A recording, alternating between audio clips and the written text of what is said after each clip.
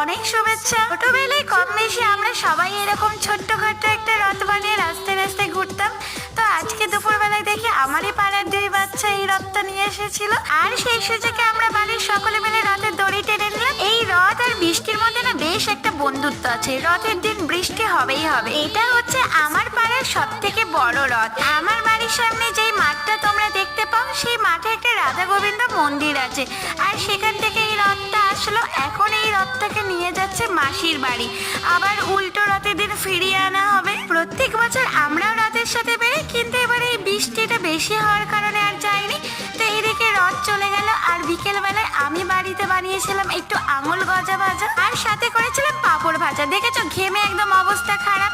আর এইদিকে দেখছি বাবা চপ আর জিলেপি নিয়ে চলে এসেছে। এইগুলো ছাড়া একদমই রথ অসম্পূর্ণ। রথের দিন তোমরা কে কে খেলে জানাতে কিন্তু একদম ভুলো না।